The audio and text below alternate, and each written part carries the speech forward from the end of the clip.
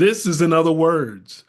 My name is Herb White. I'm editor-in-chief at the Charlotte Post. Welcome to the podcast. And it's almost the start of another academic year around the country, North Carolina, and Mecklenburg County. Are you ready to send your student off to have a successful year? That's the question that everybody's asking this time of year. And part of that is about your students' health. And today we have with us Tiffany Brown, who is the school health director for Mecklenburg County Public Health. Welcome to the podcast. It's great to have you here. And for folks who have questions about the school year and getting prepared for it, we appreciate you being here to answer some questions. And we can go ahead and just get started with the first question. It's late July. Tomorrow's the first day of August.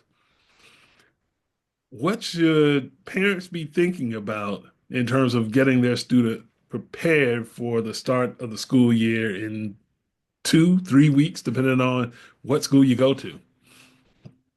Well, first, thank you for having me. I appreciate the invitation.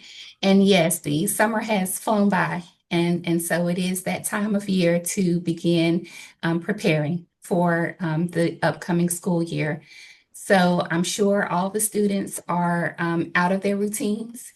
And so it's time to start getting them back into their routine. So start to going to bed at an earlier time. So no more staying up to midnight and 1 o'clock on the gaming systems and on the tablets. And it's starting time to get those bedtimes back at a decent time. Also limiting the screen time is another big thing.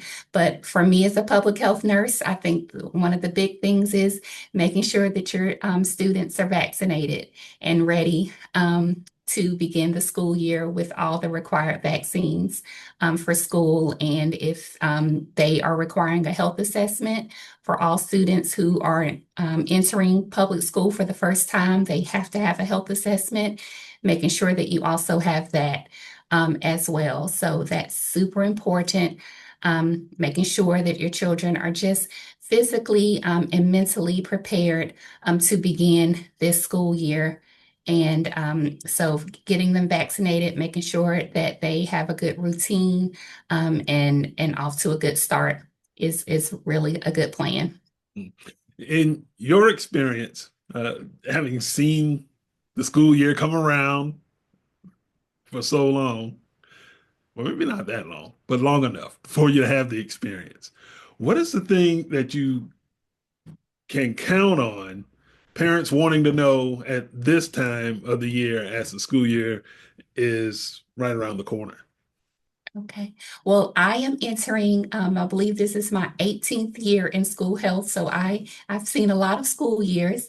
And so this time of year, parents want to know first, who's going to be my student's teacher? And I think that's usually a big one. What is their schedule going to be? What is the year going to look like? What is the rigor of this new grade level going to be as far as intergrade testing? Are they switching classes? How is my child going to handle this new grade level? The transition from first grade to second grade or from middle school to high school can be difficult. And so for a lot of parents and for students, it can bring some anxiety. And so really making sure that students and parents are having these open conversations with schools, that you're active in your school community, that you're meeting with the teachers, that you know your administrators at the schools. If your child has a health condition, that you're meeting with your school nurse at the start of the school year so that you feel confident and comfortable that your child is going to be safe during those 6 or 7 hours that they are at that school. It's interesting that you brought up anxiety, and everybody is more aware, more sensitive now to the mental health aspects as opposed to just the physical part of it.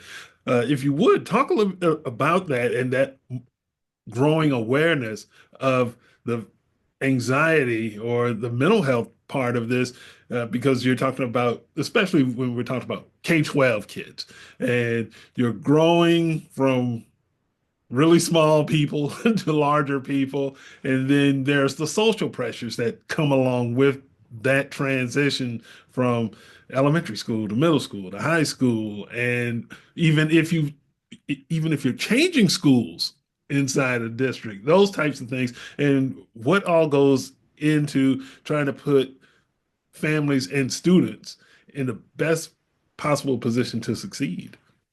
Well, I think that I've seen the discussion surrounding mental health have really changed over the 18 years that I have been in school health. It's not as taboo anymore. We're having open and honest discussions about it. And so I'm really grateful as a healthcare provider that we feel more comfortable, especially in our community, with having those discussions. So that's number one, is you can't heal something if you don't discuss it, if you don't talk about it. So I'm glad that we are having those discussions, but I do see that more of our students are suffering from anxiety, from depression, and I think that um, it a lot, there's some social pressures. We have social media, we have imposter syndrome, we have, children wanting to fit in with what they see on television and what they see online. And I think also the rigor of academia has increased over the years, wanting to get into that, perfect school, and wanting to be on a certain, be on the varsity team and get that scholarship. And so when all of those pressures compound, it can lead to anxiety. And so it's really important that families recognize those early signs and speak to their children, and having open conversations about how they're feeling. It's important that students have trusted adults that they can go to, mentors, if it's not a parent or a guardian, guidance counselors, coaches, religious leaders, those in the community, that they can have those candid conversations about how they're feeling. And if needed, speaking with a healthcare provider to get the necessary treatment. Let's switch over a little bit to the physical side of this.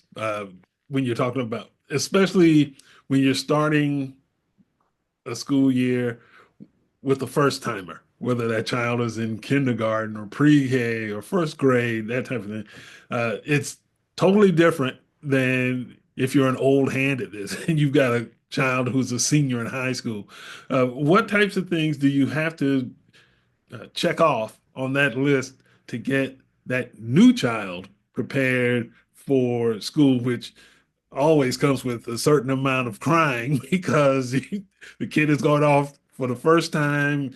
They're not going to be home all the time, and that separation anxiety, and you want to be able to make sure that things are as right as they can be before you send them off. Absolutely. And I think sometimes the crying is on both ends. It's on the parents' end and the child's end. I see it on both. Again, first and foremost, I go back to the health side. You want to make sure that your child has the required vaccinations for kindergarten or pre-K. And so that will include, in short, for kindergarten, your child will need 5 doses of DTaP, 4 doses of polio, 2 measles, mumps, and rubellas, 3 hepatitis Bs, 2 doses of the varicella vaccine. And those are all vaccines that most children start receiving as an infant.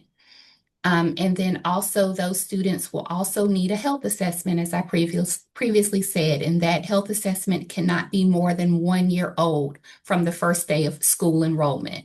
So for students who are enrolling this year, that health assessment cannot be conducted before August of 2024. So it has to be a recent health assessment. So that's number one. We want to make sure that students are vaccinated and they're healthy. The other thing is preparing your child, having discussions. You will not be at home all day, every day, that you will be going to school. And you will have a teacher, and you will be with other students, and having discussions about what school looks like, and how they will need to conduct themselves at school, and it may be different than what they do at home. And talking about their feelings, yes, you may be sad the first few days, but you're going to meet new friends. You're going to learn a lot of things, and you are coming home, after a few hours. And so having those open conversations and preparing them early, driving by the school, showing them what the school looks like, participating in the open houses and the beginners days, and then also making sure that the students have all of the school supplies and necessary materials that they need. There are, this time of year, plenty of back to school fairs and events. If for some reason a family is unable to afford the back to school supplies, that can assist with getting those materials as well.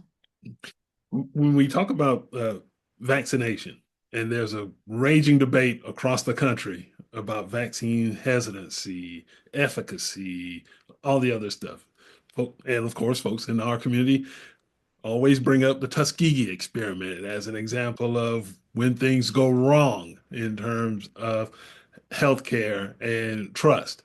Talk a little bit about that, if you would, where what parents need to know in terms of the law in North Carolina, in terms of those vaccinations, and is there a difference in terms of the requirements for public school students as opposed to kids who go to private schools? Well, the law in North Carolina is very clear, and it states that all students who enroll in a school in North Carolina, regardless if that school is a public school, a private school, charter, religious institution, they are required to receive the mandated vaccines and present a certificate of immunization to the school within 30 days of enrollment. So regardless of public or private, a student is required to present the certificate of vaccination. There are two ways to exempt, and parents or guardians can speak with their schools or school nurses about if they meet the qualifications for a exemption for vaccination. But the expectation is that students do receive the vaccinations within 30 days of enrollment. Mhm. And again, when we speak about hesitancy, a lot of times we speak about what has gone wrong, but there's so many things that, have gone right with vaccinations. And we look at what's going on right now with measles. Measles was pretty much eradicated. And now because of the vaccine, and now we're starting to see cases of measles, which is a very highly contagious disease. We're seeing all over the country those cases start to return. And so it really does highlight more so the importance of vaccination, more so than not becoming vaccinated. Because measles, I think, was declared eradicated in the United States in 2000. And so it had been a long stretch before measles started to come back because of people who are more likely not to want to get their children vaccinated or themselves vaccinated. Uh, in terms of another favorite school activity, extracurricular activities, Mhm. sports mostly. Uh, Talk a little bit about physicals and where things are in terms of that. Is that something that uh, that you give advice on in terms of where to go to get physicals to be able to participate in sports or other extracurricular activities like band, for instance? Well, yes. So to participate in sports in the public school system, and I can only speak for the public school system, you are required to have a what they call a sports physical. And it's really important because we want to ensure that children are healthy and ready for physical activity. And it helps to ensure that they're able to enjoy the benefits of sports because sports has plenty of benefits such as fitness, teamwork, and discipline, but we want to make sure that students are healthy and prepared for that and minimize their risk for injury. And so during those visits, the provider can detect underlying medical issues such as heart conditions, asthma, high blood pressure, but also manage chronic conditions that the family and the provider already know of and adjust medications accordingly. During those visits, they also can provide health education about nutrition, hydration, sleep hygiene, and also safe sports participation. So the sports physical is extremely important. And typically, schools are able to provide resources and information on where students can receive sports physicals. If they have a what we call a medical home, a primary care provider, they can also provide the physicals as well. When you obviously we're talking about the start of a school year, but the school year doesn't end until June in public schools in North Carolina. Uh, I know it's really busy for you right now, and for schools in the preparation part of starting a new academic year. Does the work continue throughout the academic year, or is this the high point and then it kind of tailors or tails away once you get into October, November, and then that spring semester? All right, for our school nurses, Hmm. the work is year round. So even though most of our school nurses are on what we call summer break, the work has not stopped for our program. So we're planning for the school year.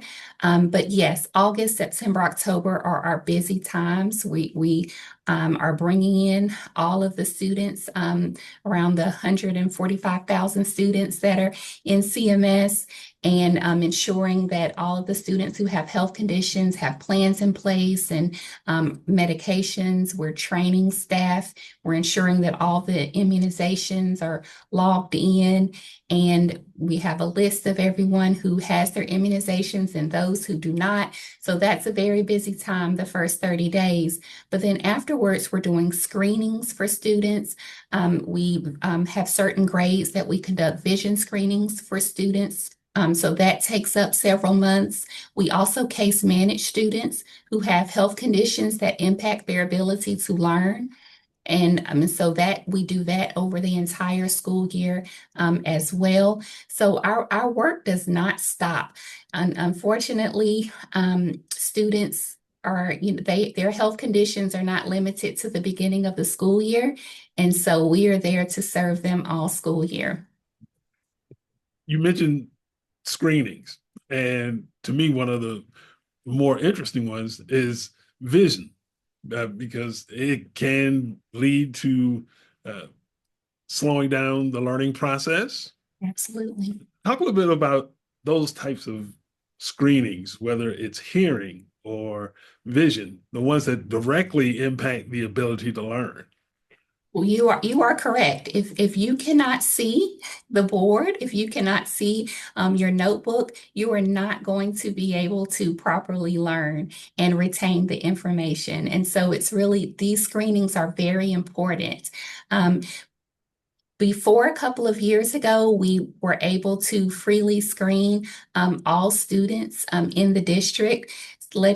Legislation passed about a year and a half ago that required now a consent for us to be able to do these types of screenings, the vision screenings. So we have seen a decline in the number of vision screenings that our nurses have done in the past year or two.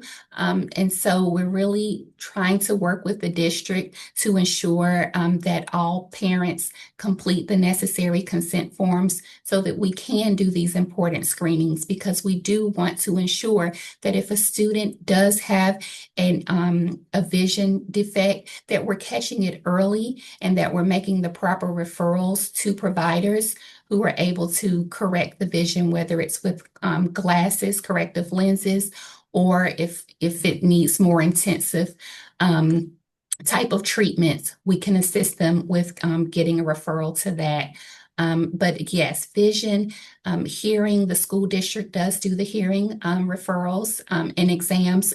We do assist with referring them and connecting them with the proper providers, but our nurses do not actually do the hearing exams, but they're equally as important because again, these are vital screenings that are very important to learning and development.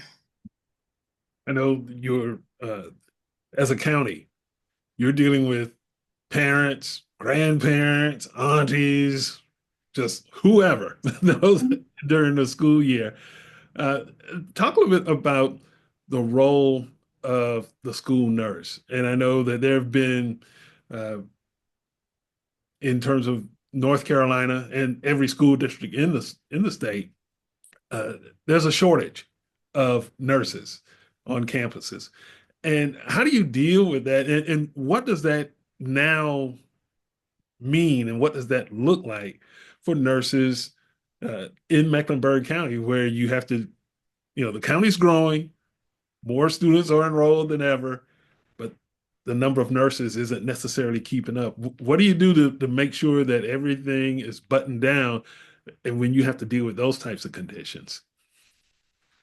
Well, we're fortunate that we do have a school nurse position for every school right now. And so we are working to fill all of our positions, and we feel that we are in a good place right now. And so our nurses do a great job of ensuring that we train staff at the school to be able to handle and care for students in our absence.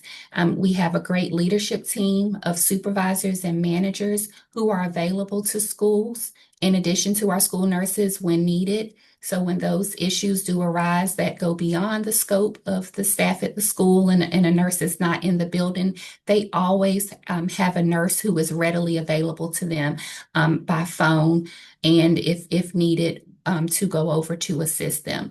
But we do train the staff and ensure that they know exactly what to do to ensure the safety of the students in our absence. But we have really increased the number of schools in the past year that do have a nurse 4 to 5 days per week. So we're really proud of that. Uh, Mecklenburg is in better shape than a lot of counties across the state. So Yeah. there is that. We have been fortunate to have great county commissioners who have provided us and with the funding to ensure that we are able to place nurses in schools here in Mecklenburg County. We've talked a lot about younger students. If we can pivot just a little bit to high school students, they've already, like I said, they've already seen this, done that, and they're on their way out the door in terms of their education journey in Mecklenburg County for the most part. Uh, the difference between health for older students and younger ones, the does the county nursing look at this in terms of, these are people who are on their way to adulthood, and does that change the rhythm of how they're approached? Is it still you screen, you do the basic things to make sure that you have a good school year, or does it change in any way because these are now older young people as opposed to babies in some instances? Well, absolutely. As we grow throughout the grade levels, you want to give students more agency and autonomy to in their care. And so as you reach high school, those students, you want to ensure that you're preparing them to care for themselves independently. And so that really is the goal. So we're there and we want to ensure that we're providing them with the information and the support needed for when they graduate and whatever path they take, whether it's college or going straight into the workforce or the military, that they're able to handle whatever chronic condition they have independently, and they have the education and the skills needed to be able to do that. So our younger students, we bring in mom, dad, guardian a lot, and a lot of times it's a group of us working with that student to get them where they need, and not to say that we don't have parent and guardian involvement in high school, but a lot of the education really is geared to getting them to a place of independence in high school. And to see that growth, and that's the great thing about school nursing is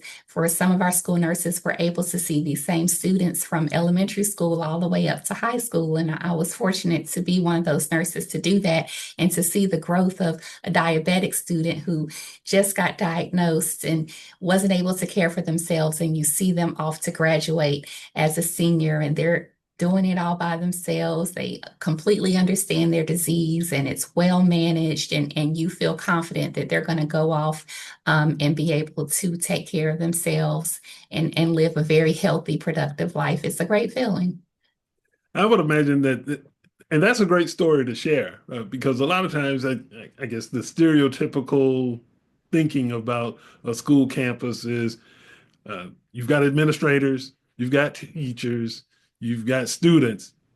Nobody really thinks about that health professional who's there and the role they play in getting people not only in a healthy place, but also in their literal growth as they matriculate through these doors.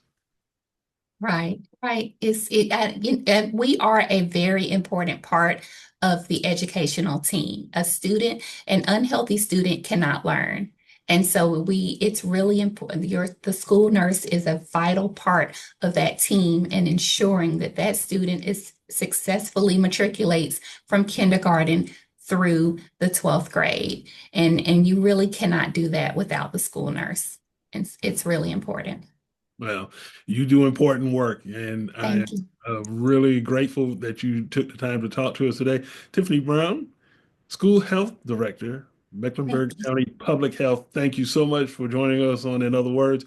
And for you out there who are watching this or listening to it, be sure to go to our website, thecharlottepost.com, support our work, become a donor or a subscriber, subscribe to our newsletters. We have a health newsletter that's always there to try to help folks understand the latest in health, how it affects their health, and this story and this podcast will probably be included in that health newsletter.